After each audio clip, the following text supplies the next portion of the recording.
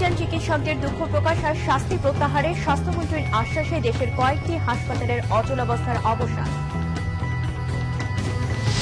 নির্বাচনে না এলে অস্তিত্ব বিলীন হবে বিএনপির, বলেছেন ওবায়দুল কাদের। ছলচাতুরির মাধ্যমে ক্ষমতায় থাকতে চায় আওয়ামী লীগ, অভিযোগ বিরোধী নেতাদের।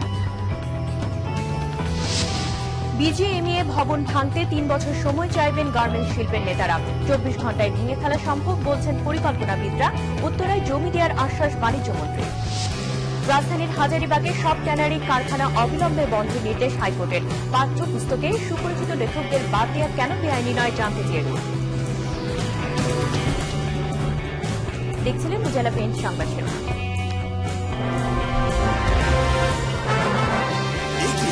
কল্পনার রাজ্য। এবারে বিস্তারিত সংবাদ।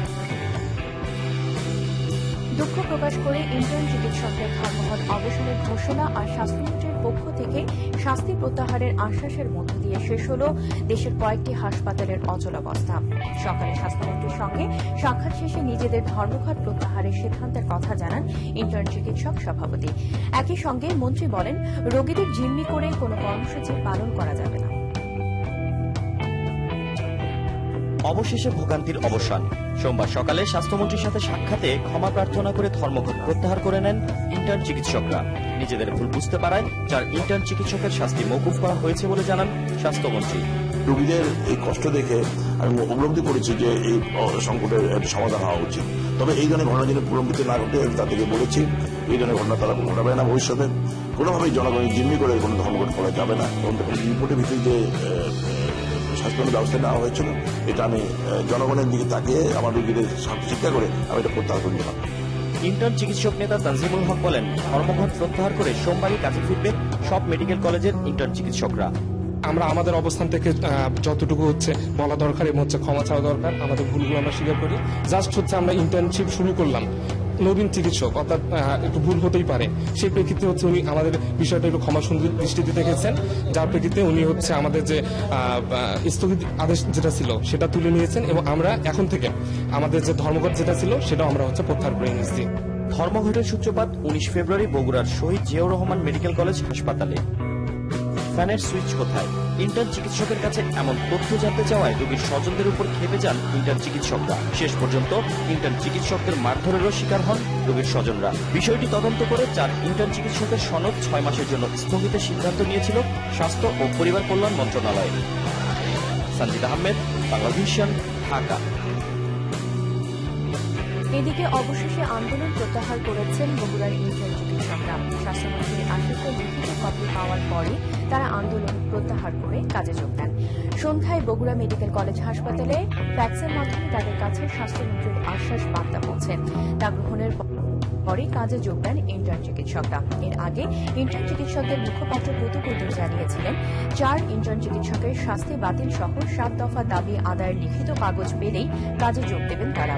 বগুড়া মেডিকেল কলেজ হাসপাতালে রোগীর স্বজনদের মারধরের ঘটনায় 4 ইন্টার্ন চিকিৎসককে শাস্তি দেয় কর্তৃপক্ষ। এর প্রতিবাদে শনিবার থেকে কর্মবিরতিতে যান তারা। পরে একযোগে কর্মবিরতি শুরু হয় দেশের অন্য কয়েকটি মেডিকেল কলেজ হাসপাতালে। ইন্ডিয়ান ওশান রিম অ্যাসোসিয়েশন IORA এর 20তম বার্ষিক সম্মেলনে যোগ দিতে ইন্দোনেশিয়ায় পৌঁছেছেন প্রধানমন্ত্রী শেখ হাসিনা।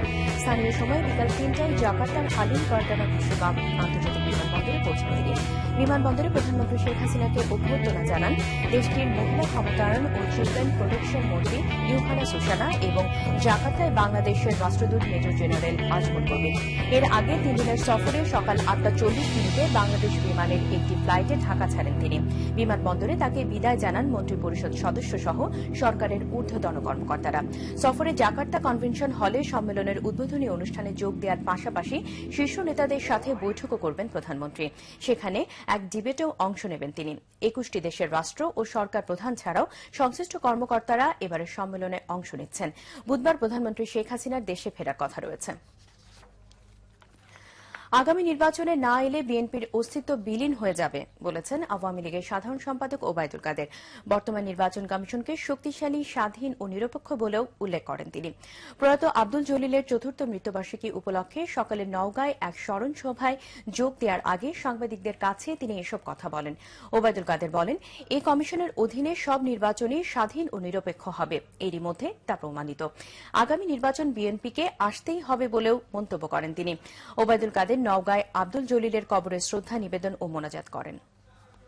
নির্বাচনকালীন সরকার বলুন বা অন্তর্বর্তী সরকার বলুন, একটা সরকার থাকে, এই সরকার রুটিন ওয়ার্ক করবে। মেজর কোনো পলিসি ডিসিশনে এই সরকার হাত দেবে না। নির্বাচনে বিএনপি আসবে, তাদের মানি না, মানব না, এরকম একটা ভাঙ্গা রেকর্ড তারা সবসময় বাজায়। এটা ইলেকশনের রেজাল্ট হওয়া পর্যন্ত বাজাবে। সিটি কর্পোরেশন, 5টি সিটি কর্পোরেশন নির্বাচন শেখ হাসিনা সরকারের আমলেই হয়েছে। সে 5টিতে তো তারা জিতেছিলেন, তারা কি ভুলে গেছেন? বিএনপি নিবন্ধন বাতিল নিয়ে সরকারি দলের নেতাদের বক্তব্যের কঠোর সমালোচনা করেছেন বিরোধী মতের নেতারা। তাদের অভিযোগ, ছলচাতুরির মাধ্যমে লক্ষ্য পূরণ করতে চায় আওয়ামী লীগ। দল নিরপেক্ষ সরকারের দাবি আদায়ে রাজপথে নামার হুঁশিয়ারিও দেন বিএনপি নেতারা।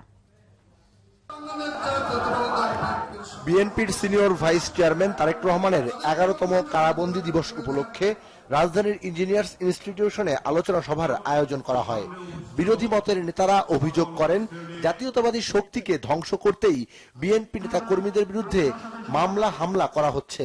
জনগণের ভোটাধিকার কেড়ে নেওয়ার অভিযোগ করেন তারা। জনগণের ভোট দেওয়ার অধিকার না থাকলে জনসমর্থিত একটি রাজনৈতিক দল সেই নির্বাচনে কি করে অংশগ্রহণ করবে? তাই সেটাকে বেঁধে রাখার জন্য, একটা অনাচারমূলক ব্যবস্থা তৈরি করার জন্য তারা এই 2বারের বেশি সিস্টেমটা তারা করেছে। নিবন্ধনের কথা বলে আমাদেরকে কোনো ধরনের এই মেকি নির্বাচনে অংশগ্রহণ করানো সম্ভব হবে না। নির্বাচন যেটা হবে সেটা আমাদের নেত্রী বেগম জিয়া থাকবেন, আমরা থাকব, এবং সহায়ক সরকার অধীনেই হবে, আওয়ামী লীগের অধীনে হবে না। আওয়ামী লীগ গণতন্ত্রকে ব্যক্তিগত সম্পত্তি হিসেবে ব্যবহার করছে বলে মন্তব্য করেন বিরোধী নেতারা। বিএনপির নিবন্ধন বাতিল নিয়ে আওয়ামী লীগ নেতাদের বক্তব্যের জবাব দেন দলের মহাসচিব। একটা গভীর ষড়যন্ত্র চলছে। ষড়যন্ত্রটা কি? যে বিএনপিকে নির্বাচনে আসতেই হবে। আইন কার জন্য? আইন তো মানুষের জন্য। যে আইন মানুষের উপকারে আসবে না, যে আইন মানুষের কল্যাণ করবে না, যে আইনে নাগরিকরা তার সমান অধিকার পাবে না, সে আইন তো আইন নয়, আইন হতে পারে না। বাংলাদেশের মানুষ কখনই অন্যায়কে মেনে নেয়নি। সাময়িকভাবে এই সমস্ত প্রতারণাকারীরা, উৎপীড়কেরা, নির্যাতনকারীরা সফল হতে পারে, কিন্তু পার্মানেন্টলি, স্থায়ীভাবে কখনো সফল হবে না। আন্দোলনকে বেগবান করতে নেতা কর্মীদের আরো ঐক্যবদ্ধ হবার কথাও বলেন বিএনপি নেতারা। সিকান্দার রেমান, বাংলা ভিশন, ঢাকা।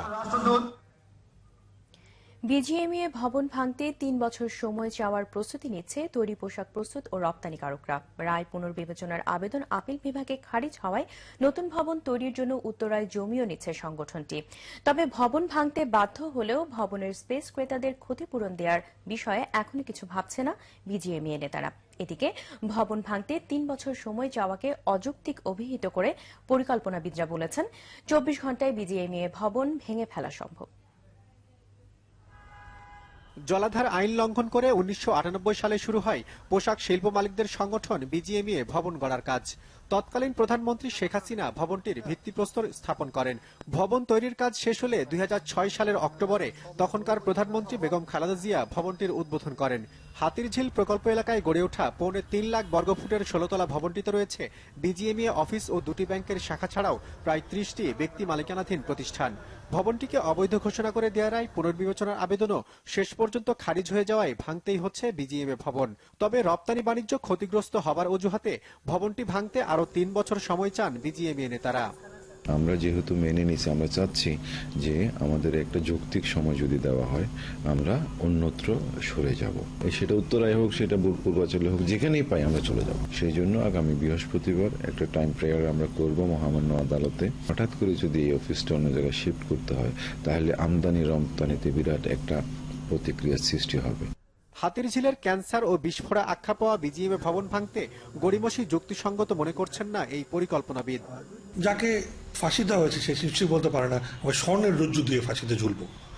আমি যেটা মনে করি আইনের শাসনের প্রতি যথেষ্ট সংবেদনশীল থেকে বিজিএমই যত দ্রুততম সময় এখান থেকে সরে যেতে পারবে। এবং আরেকটি কথা মনে রাখা দরকার, এই সরে যাওয়ার জন্য তাদের আরেকটা ভবন তৈরি করার প্রয়োজন নেই।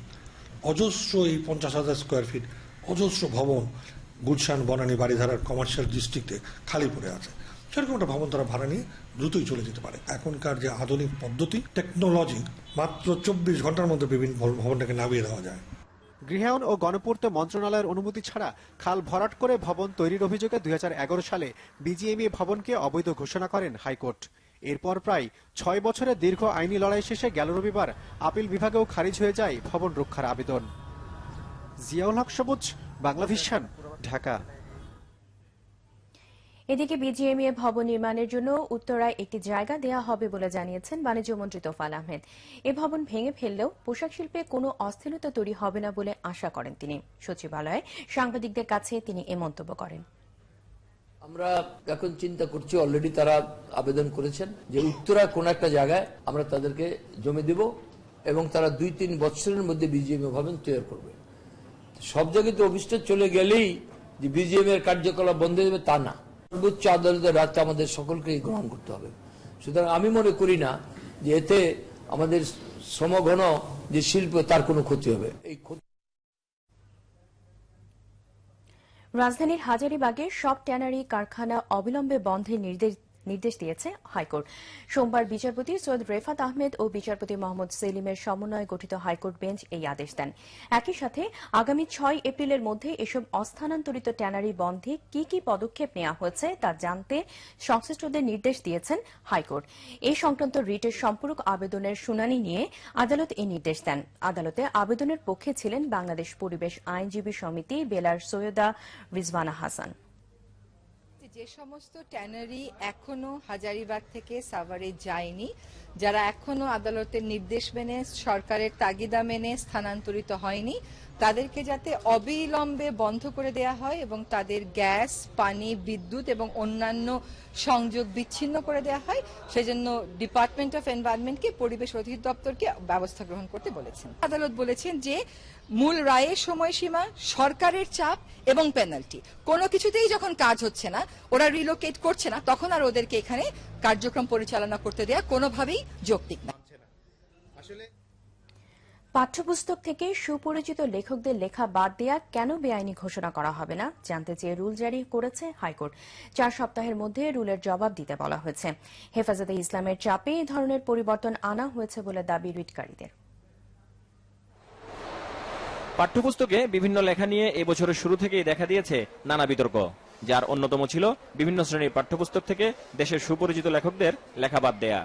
এর প্রতিকার চেয়ে আদালতে রিট করেন 2 শিক্ষাবিদ। প্রাথমিক শুনানির পর সোমবার বিচারপতি নাইমা হায়দার ও বিচারপতি এটিএম সাইফুর রহমানের দ্বৈত বেঞ্চ রুল জারি করেন।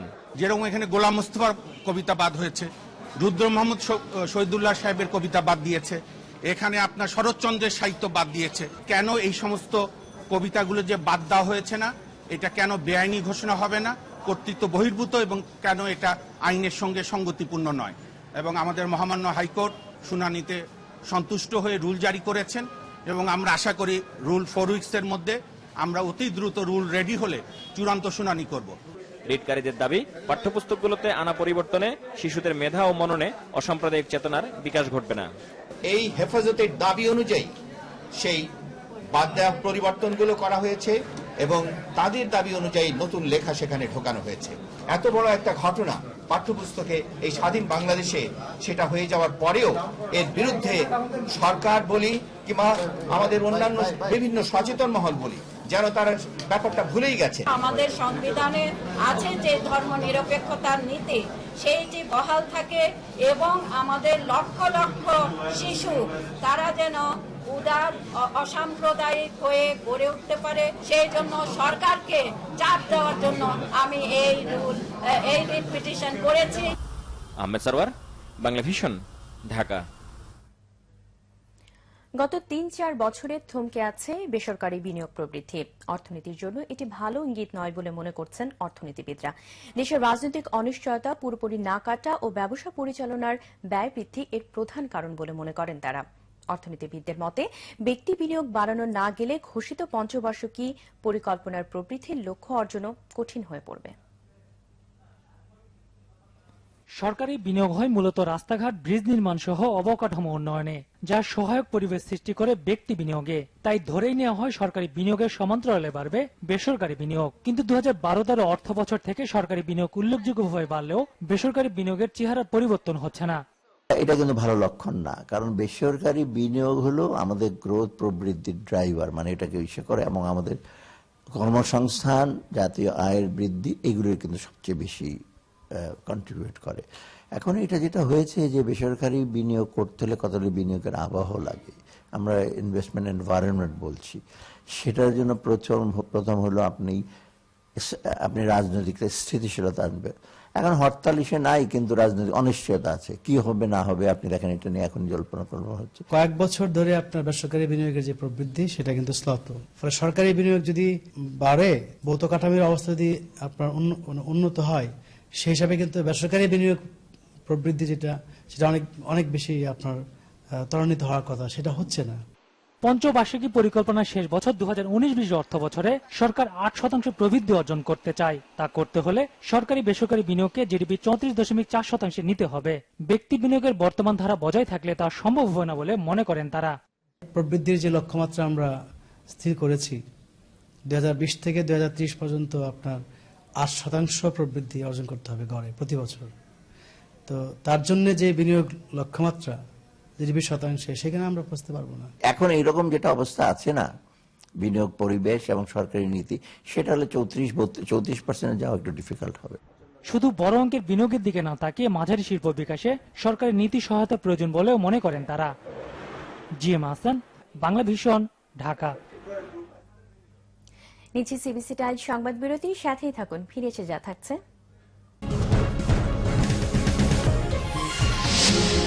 বাংলাদেশের মানবাধিকার পরিস্থিতি নিয়ে মার্কিন রিপোর্ট, বাণিজ্য ও তথ্যমন্ত্রীর প্রত্যাখ্যান।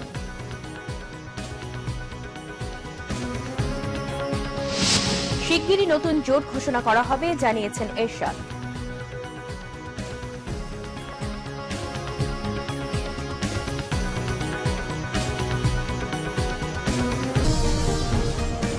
স্বাগত আরেকবার বাংলা ভিশন সংবাদে। বাংলাদেশের মানবাধিকার পরিস্থিতি নিয়ে মার্কিন পররাষ্ট্র মন্ত্রণালয়ের রিপোর্ট আনুষ্ঠানিকভাবে প্রত্যাখ্যান করেছেন মন্ত্রীরা। বাণিজ্যমন্ত্রী তোফায়েল আহমেদ বলেছেন, যে কোনো সময়ের চেয়ে বর্তমানে দেশের আইন শৃঙ্খলা পরিস্থিতি স্বাভাবিক। আর তথ্যমন্ত্রী হাসানুল হক ইনু বলেছেন, এই রিপোর্ট কোনোভাবেই তথ্য নির্ভর নয়। সচিবালয়ে আলাদা আলাদা সংবাদ সম্মেলনে তারা এমন মন্তব্য করেন। হোলি আর্টিস্টানের ঘটনার পরে আমরা ব্যাপকভাবে আইন শৃঙ্খলা বাহিনী যে পদক্ষেপ নিয়েছে, তার ফল হলো এই যে আজকে বাংলাদেশের আইন শৃঙ্খলা, আজকে যুক্তরাজ্যের পার্লামেন্ট, আজকে পৃথিবীর সব দেশের পার্লামেন্ট আজকে বাংলাদেশের ভূয়সী প্রশংসা করে এই জঙ্গি তৎপরতা বিরোধ করার কারণে। এবার আমরা মনে করি বাংলাদেশে আইএস নাই, মার্কিন যুক্তরাষ্ট্র মনে করে আইএস আছে। এটা তো তার মতামত, কিন্তু আমরা তো জানি যে নাই। মার্কিন পররাষ্ট্র দপ্তর যে রিপোর্ট প্রকাশ করেছে, আমরা তা আনুষ্ঠানিকভাবে প্রত্যাখ্যান করছি, কারণ তা যথাযথ তথ্য নির্ভর নয়। অন্য দেশের আভ্যন্তরীণ বিষয় নিয়ে তাদের ঢালাও মন্তব্য প্রদান আমরা বাংলাদেশ নীতিগতভাবে সমর্থন করি না। আমাদের গণমাধ্যম শিগগিরই নতুন জোট ঘোষণা করা হবে বলে জানিয়েছেন জাতীয় পার্টির চেয়ারম্যান হোসেন মোহাম্মদ এরশাদ।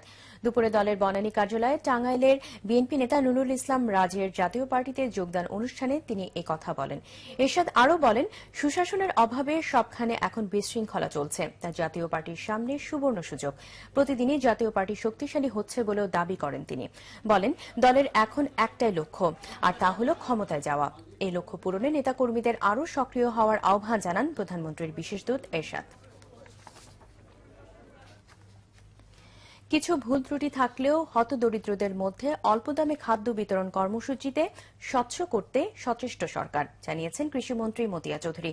সকালে রাজধানীর খাদ্য ভবনে এক ব্রিফিংয়ে তিনি একথা জানান। কৃষিমন্ত্রী বলেন, বছরে ৩ মাস হতদরিদ্র পরিবারগুলোকে খাদ্য সহায়তা দেবে সরকার।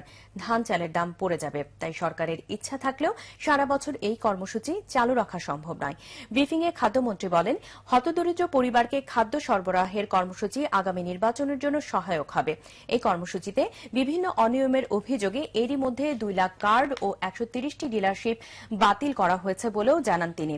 মন্ত্রী জানান, এখন থেকে উপকারভোগীদের তালিকা খাদ্য অধিদপ্তরের ওয়েবসাইটেও পাওয়া যাবে। জিনিসটা কার কাছ থেকে পাচ্ছে? সরকারের কাছ থেকে।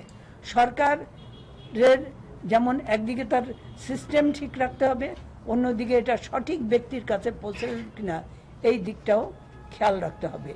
সেই জন্যই এই হতদরিদ্রের 5 মাস আমরা সব সময় দেব না। যদি এমনি সময় দেই তাহলে তো আমার চাউলের দাম পড়ে যাবে, আমার ধানের দাম পড়ে যাবে। আমরা একটা স্বচ্ছ কর্মসূচি যদি আমরা গ্রহণ করতে পারি, 10 টাকা কেজিতে 50 লক্ষ পরিবারকে চাল দেয়া, এই কর্মসূচিতেই আগামী নির্বাচনে একটা মাইল ফলক হবে। আগামী নির্বাচনে বিজয়, আমাদের বিজয়কে, নির্বাচনের বিজয়কে আনতে একটা মাইল ফলক হিসেবে কাজ করবে। সংবাদের এই পর্যায়ে আবারও নিচ্ছি সিবিসি টাইম সংবাদ বিরতি। সাথেই থাকুন, ফিরে এসে যা থাকছে। শ্রীলঙ্কা সফরে কাল থেকে মুশফিকদের টেস্ট পরীক্ষা। গলে ব্যাটে বলে লড়াইয়ে জয়ের স্বপ্ন দেখছে বাংলাদেশ।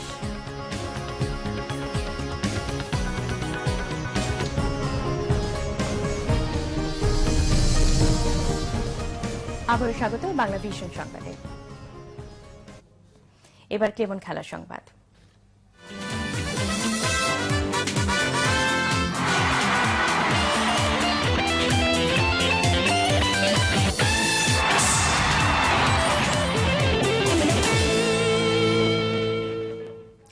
Bangladesh Sri Lanka test series. শ্রীলঙ্কা সফরে কাল থেকে টেস্ট পরীক্ষায় নামছে মুশফিকরা। গলে সকাল 10:30টায় শুরু হবে 2 ম্যাচ সিরিজের প্রথম টেস্টটি। সফরে লঙ্কানদের সাথে 2টি টেস্ট খেলার পর 3টি ওয়ানডে ও 2টি টি20 ম্যাচে লড়বে টাইগাররা। টেস্টে এবারই শ্রীলঙ্কার সবচেয়ে অনভিজ্ঞ দল পাচ্ছে বাংলাদেশ। যেই দলে ইনজুরির কারণে খেলতে পারছেন না লঙ্কানদের বড় ভরসা অধিনায়ক অ্যাঞ্জেলা ম্যাথুজ। তার জায়গায় নেতৃত্ব পাওয়া বাঁহাতি স্পিনার রঙ্গনা হেরার্থই মূল চ্যালেঞ্জ টাইগারদের। সাথে অভিজ্ঞ উইকেট কিপার ব্যাটসম্যান দীনেশ চন্দিমাল প্রস্তুতি ম্যাচে অপরাজিত 190 রান করে দুশ্চিন্তার নতুন খোরাক জুগিয়েছেন বাংলাদেশ শিবিরে। দুদিনের এই ম্যাচে তামিম ইকবাল 136, মুমিনুল হক 73 ও লিটন দাস অপরাজিত 57 করে নিজেদের সামর্থ্য তুলে ধরলেও মুশফিক, সাকিব, মাহমুদুল্লাহ রান পাননি। প্রস্তুতি ম্যাচে বোলিংয়ে এক তাসকিন ছাড়া মুস্তাফিজ, শুভাশিস, মিরাজ, তাইজুল, সাকিব সবাই হতাশ হয়েছেন।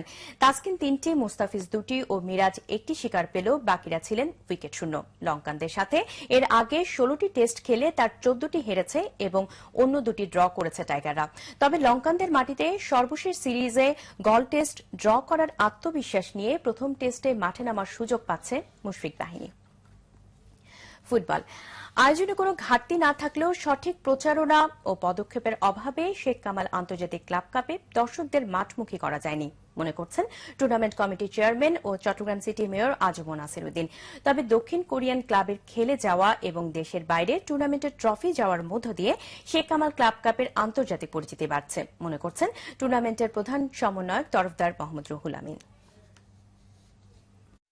শেখ কামাল আন্তর্জাতিক ক্লাব কাপের দ্বিতীয় আসরে ফাইনালে মুখোমুখি হয় মালদ্বীপের টিসি স্পোর্টস ও দক্ষিণ কোরিয়ার পোচন সিটিজেন ক্লাব। স্বাগতিক কোনো দল না থাকায় ফাইনালে দর্শক সমাগম তেমন হয়নি। আর্থিক পুরস্কার ঘোষণার পরও কয়েক হাজার দর্শক উপস্থিত হন এম.এ. আজিজ স্টেডিয়ামে। তবে টুর্নামেন্টের প্রায় পুরোটাতে ছিল দর্শক খরা। অথচ প্রথম আসরের তুলনায় এবারে টুর্নামেন্টে অংশ নিয়েছে এশিয়ার উন্নত ফুটবল দেশের ক্লাব দল। খেলাও হয়েছে বেশ প্রতিদ্বন্দ্বিপূর্ণ। তারপরে দ্বিতীয় আসরে দর্শক খরার জন্য সঠিক প্রচারণা ও পদক্ষেপের ঘাটতিকেই বড় করে দেখছেন চট্টগ্রাম সিটি মেয়র ও টুর্নামেন্ট কমিটির চেয়ারম্যান। দর্শকরা এখন মাঠ মুখী না, এটা হলো যে বাস্তবতা। এখন ওদেরকে আনার জন্য যে ধরনের পরিকল্পনা বা উদ্যোগ গ্রহণ করা প্রয়োজন সেটা হয়তো করা হয়নি। অনেক আগেতে 3, 4, 5 মাস 6 মাস আগে থেকে এটা আয়োজন নিয়ে এক ধরনের হাইপ ক্রিয়েট করা যাবে, বুঝছেন না? তাহলে আমার কাছে মনে হয় তখন আরো ভালো রেজাল্ট পাওয়া যাবে। যেটা এবার ধরেন করা যাচ্ছে কি যাচ্ছে না, এটা নিয়ে টানা হিস্ট্রির মধ্যে ছিল। যে কোনো টুর্নামেন্টকে সফলতা করার জন্য একটা টিম ওয়ার্কের প্রয়োজন। আমার সবচেয়ে অবাক লাগেছে, দুইটা টুর্নামেন্ট করছি আন্তর্জাতিক, মানে একটা সোভিনিয়ার নাই, একটা সাপ্লিমেন্ট নাই, তাহলে আমরা খেলা করে চলে যাবে, কিন্তু কোনো কিছু তো থাকবে না। দর্শক খরায় হতাশা থাকলেও দুই বিদেশি দলের ফাইনাল ম্যাচটি আন্তর্জাতিক গণমাধ্যমে গুরুত্ব পাওয়ায় শেখ কামাল ক্লাব কাপ আয়োজনে সার্থকতা খুঁজে পেয়েছে টুর্নামেন্ট কমিটি। আকর্ষণ বাড়াতে আগামীতে ভারতের সেরা ক্লাবগুলোকে অন্তর্ভুক্ত করে টুর্নামেন্ট আয়োজনের পরিকল্পনা তাদের। ডেফিনেটলি গণমাধ্যমে এবং ইন্টারন্যাশনাল আন্তর্জাতিক গণমাধ্যমে তো এটা ব্যাপক সম্প্রচার হবে এবং এটা নিয়ে আলোচনা হবে এবং আস্তে আস্তে আমাদের শেখ কামাল ইন্টারন্যাশনাল ক্লাব কাপটা কিন্তু আমরা যে বাংলাদেশের বাইরে যে আমাদের শেখ কামালের নামটা যে ছড়িয়ে দিতে চাই, যে কাজটা আমরা হাতে নিয়েছি, সেটা তো আমরা definitely it's one of the part of the success. Football ফেডারেশনের ক্যালেন্ডার ওইভাবে সেটা আসলে করে দেওয়া উচিত। আপনি যেটা বলেছেন যে এটা ডেফিনেটলি এটা টাইমিং থাকা উচিত। তো আমরাও নেক্সট ইয়ারে আই লিগের আগে আমরা এটা করার চেষ্টা করবো, যাতে অন্তত আমরা পার্শ্ববর্তী দেশের কিছু টিম আমরা পাই, সো দ্যাট এই টুর্নামেন্টের গেট আপটা আরো সুন্দর যাতে হয়। দেশের ফুটবলের ক্রান্তিকালে শেখ কামাল ক্লাব কাপ নিয়মিত আয়োজনকে গুরুত্বপূর্ণ মনে করছেন ফুটবল সংশ্লিষ্টরা। তবে টুর্নামেন্টের সময়সূচি নির্দিষ্ট হওয়া উচিত বলেছেন সংগঠকরা। মানিক মাহমুদ, বাংলা ভিশন, ঢাকা। সংবাদ শেষ করব উজালা পেজ সংবাদ শিরোনামগুলো আরেকবার জানিয়ে। ইন্টার্ন চিকিৎসকদের দুঃখ প্রকাশ আর শাস্তি প্রত্যাহারে স্বাস্থ্যমন্ত্রীর আশ্বাসে দেশের কয়েকটি হাসপাতালের অচলাবস্থার অবসান। নির্বাচনে না এলে অস্তিত্ব বিলীন হবে বিএনপির, বলেছেন ওবায়দুল কাদের। ছলচাতুরির মাধ্যমে ক্ষমতায় থাকতে চায় আওয়ামী লীগ, অভিযোগ বিরোধী নেতাদের। বিজিএমইএ ভবন ভাঙতে 3 বছর সময় চাইবেন গার্মেন্টস শিল্পের নেতারা। 24 ঘন্টায় ভেঙে ফেলা সম্ভব বলছেন পরিকল্পনাবিদরা। উত্তরায় জমি দেওয়ার আশ্বাস বাণিজ্যমন্ত্রীর। রাজধানীর হাজারীবাগের সব ট্যানারি কারখানা অবিলম্বে বন্ধের নির্দেশ।